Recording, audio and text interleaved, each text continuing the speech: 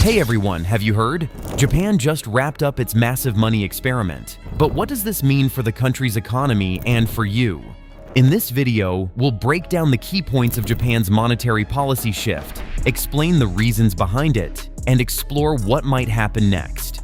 If you're curious about finance, economics, or just want to understand how global events can impact your wallet, this video is for you.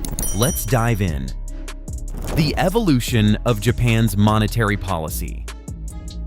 On March 19, 2024, the Bank of Japan said that it's close to reaching its goal of 2% inflation, so it's ending some strategies it used to fight deflation. This marks the end of a big experiment. The BOJ increased its interest rate target for the first time since 2007. It went from a range of 0.1% to 0% to a range of 0% to 0.1%. This makes the BOJ the last central bank to stop using negative interest rates. It also decided to stop buying exchange-traded funds and get rid of its plan to control the yield curve, which is a way to keep long-term bond yields from going too high. Even though the BOJ is ending these unusual policies, it wants to make it clear that it's not starting to tighten its policies. It says it will still be supportive and try to help the economy grow. This change shows that the Japanese economy is improving. Inflation has been higher than 2% for 22 months. Recent talks between unions and big companies suggest that wages will go up by more than 5% for the first time in 33 years. But Japan's economy isn't booming. Spending by people is low, and growth is slow. However, the economy doesn't need as many special policies to raise inflation anymore. In the 1990s, Japan's economy went into deflation after a big bubble in asset prices burst and some financial institutions failed. The BOJ started trying new ways to fix this, but they were careful at first. In 1999, the bank lowered interest rates to zero, but then raised them again the next year. However, prices went down again. After that, the BOJ tried something new. It was the first central bank after the war to use quantitative easing. This means the bank bought bonds using the money it created. This was in 2001. A story of stimulus, negative rates, and wage challenges. The BOJ didn't fully embrace bold monetary policy until Kuroda Haruhiko became governor in 2013. With support from then Prime Minister Abe Shinzo, Kuroda started a huge monetary easing program, promising to use strong stimulus measures. The bank set a 2% inflation target and began a plan called quantitative and qualitative easing. This involved buying a lot of government bonds and promising to keep policies loose.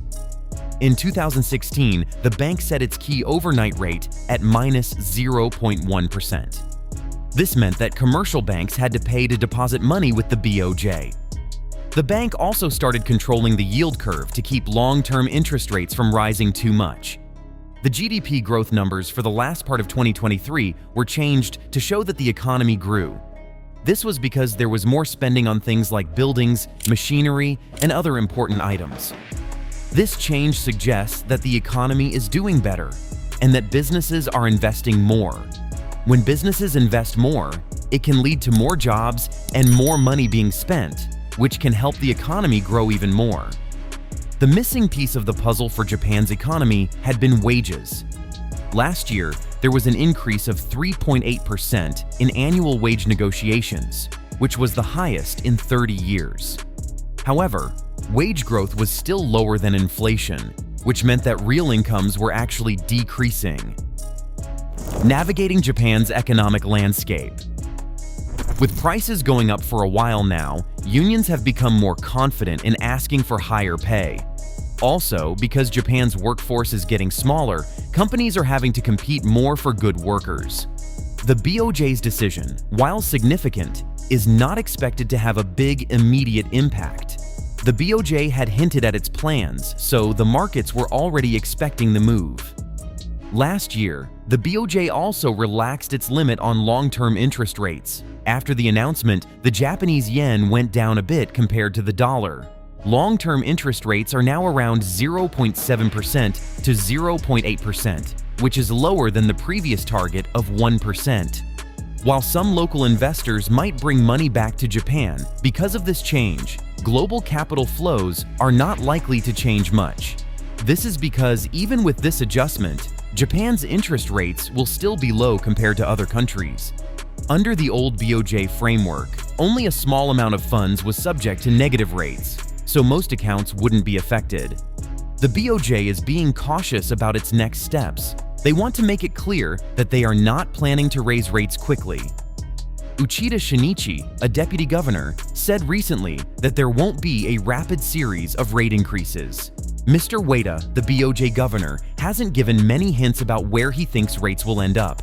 Most economists think rates won't go above 0.5%. The BOJ also plans to keep buying about the same amount of government bonds to control long-term rates.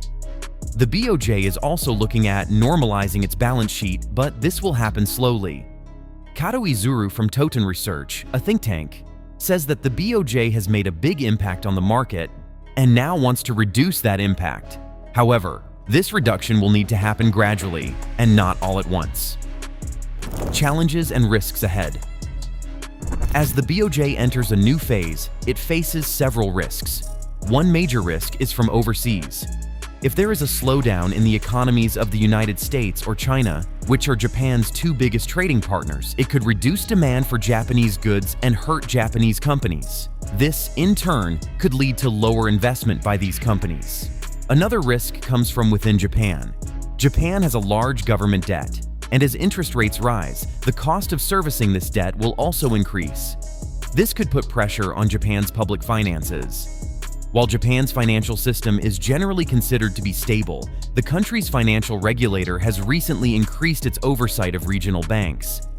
Many people are worried about the impact of higher interest rates on mortgages and on small and medium-sized businesses that may not have enough savings to withstand higher borrowing costs.